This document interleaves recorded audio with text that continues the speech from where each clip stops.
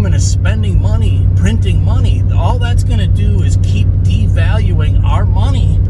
But if you have real assets like land, everyone thinks it's too expensive all the time. Trust me, 20, 30 years ago, I thought it was too expensive. Land was too expensive. It can't keep going up. It can't possibly keep going up. And finally, I got so ticked off after, waiting for years and years and years. I'm like, look, I am not waiting anymore. I am buying land. I don't care what it costs us. Let's talk real estate and land investing today. So I just crossed the Ohio River in and out of Paducah, Kentucky.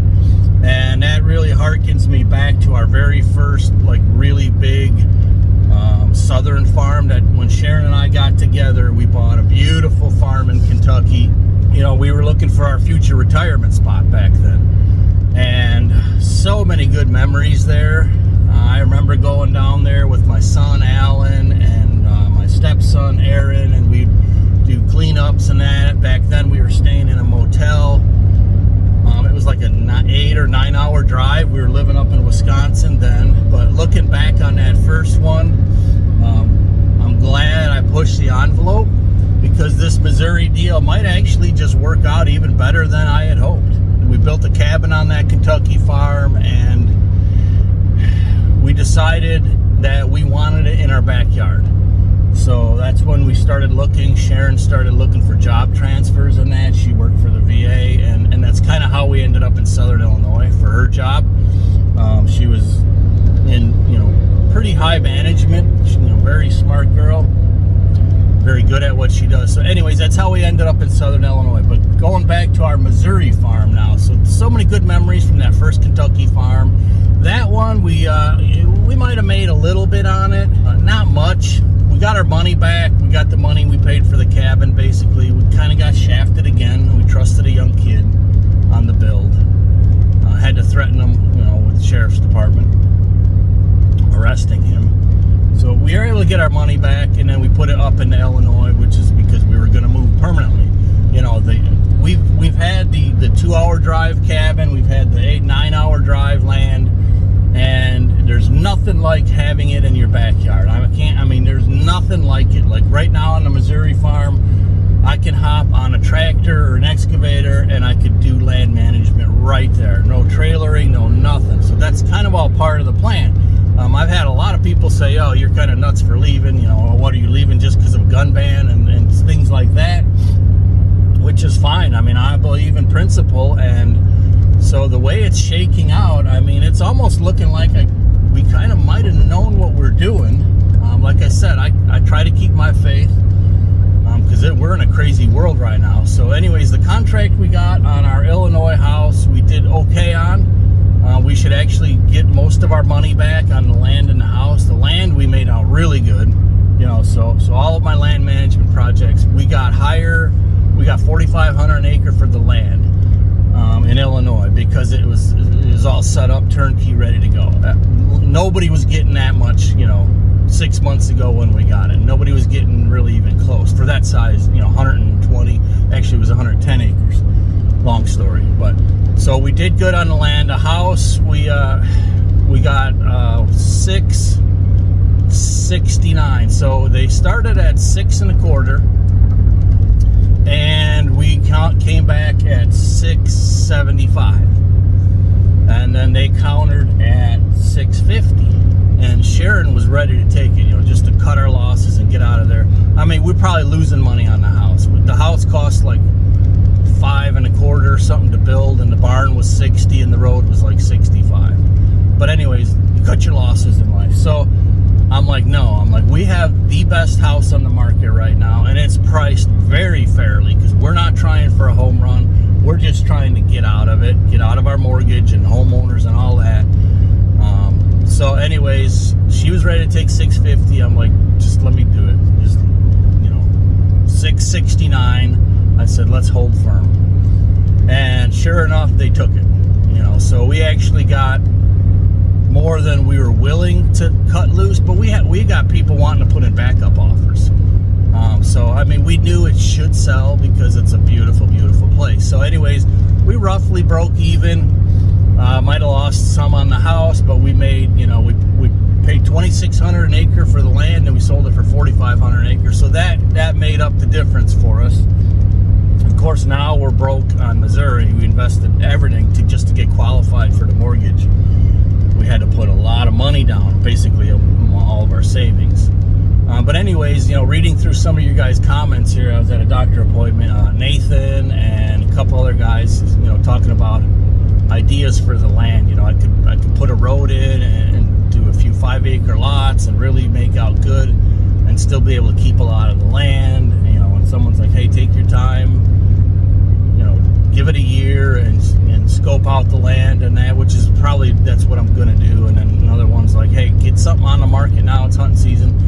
But anyways, I'm meeting with a DNR guy tomorrow, and that's gonna bring me a lot of intelligence, because the DNR in Missouri has a lot of cost share plans. So like I said before, they pay you to make wildlife openings, watering holes and that. So if I hire an excavation company, and that's another thing, I'm going to need a referral, and we might log it. If we're going to keep it, we might log it. But anyways, we hire an excavation company. We cut new roads in there. The ridge tops, most all of the ridge tops, I think should be cleared, whether it's for hunting or somebody wants to build there. The ridge tops lay out real nicely. They're very spread out, so those need to be pretty much clear cut, grubbed all the stumps out, everything. So like I said, whether you're buying it for hunting or for a building lot, them ridge tops are beautiful. Now, the getting up to them is a little bit more challenging.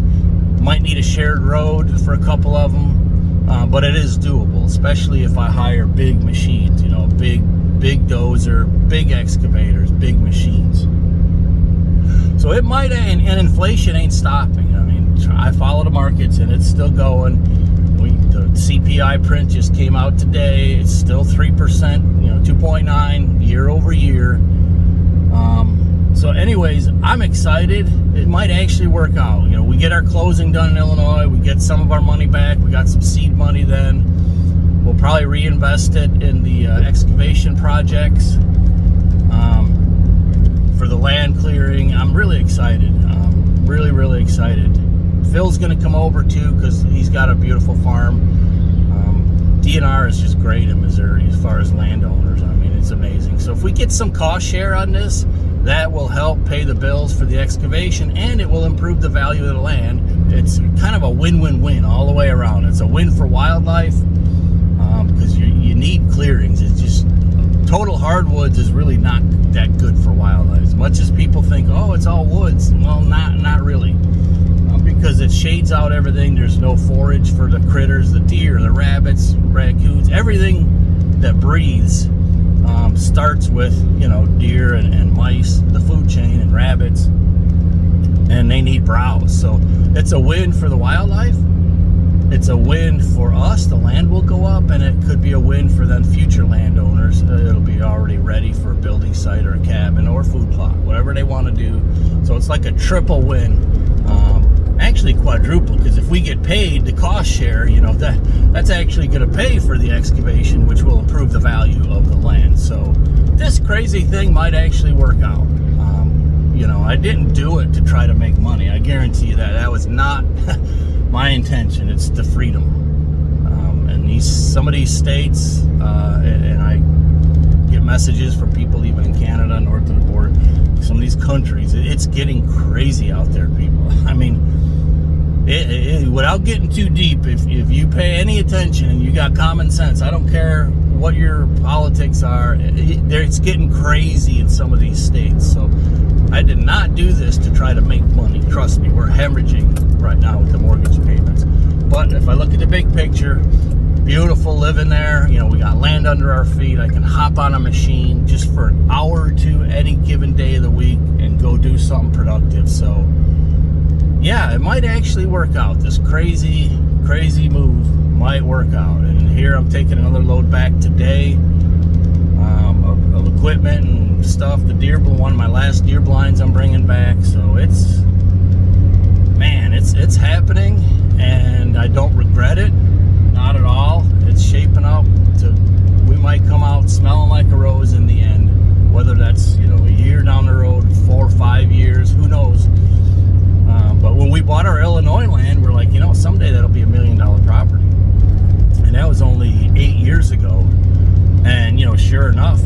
than what we got for the land and the house. I mean, we've got probably 1.1-ish, 1.15, somewhere total. So even though we kind of lost on the house, the land kind of saved us on that. So yeah, if you're looking at land, my advice is don't wait. Everyone thinks it's too expensive all the time. Trust me, 20, 30 years ago, I thought it was too expensive. Land was too expensive. It can't keep going up. It can't possibly keep going up. And finally, I got so ticked off after, waiting for years and years and years. That's what I got, when Sharon and I got together, I'm like, look, I am not waiting anymore. I am buying land. I don't care what it costs us. And sure enough, we bought land and, we missed out on the boat. I mean, people have made gobs and gobs of money. We did okay, but we've had to pay full price. We never got any deals, and then it doubles. We actually gave away a deal where we could have doubled our money in a year. We gave it away to someone else. We made him gobs of money because we weren't ready to take on the risk. And I kicked myself for that. When I was in Kentucky, we had an opportunity to buy 100 acres of tillable. It was corn and beans. And we're like, no. I'm like, we should, because land's going to keep going up. Sure enough, I didn't. So I turned on a buddy of mine from YouTube that we met. Good guy.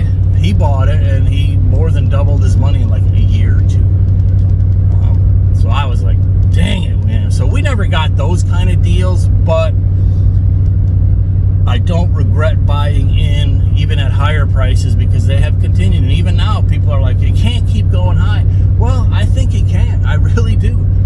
The way our government is spending money, printing money, all that's going to do is keep devaluing our money. But if you have real assets like land, like a machine, gold, a home, those will continue to become more valuable as our money is less valuable. Hopefully that makes sense, because they are debasing our money right now. They're robbing all of us. I'm not getting into politics. It's just the amount they're spending, this government just keeps lowering the value of our dollars. So hard assets, there'll be some bumps along the way, but hard assets will continue to go up. We might have a crash, meltdown for a year or two, but we'll return on it. So anyways, that's my land chat for today. Things might actually work out. So fingers crossed that we'll get our closing done here in Illinois quick. I told them we're just about out now if they could move it up. The appraisal is tomorrow.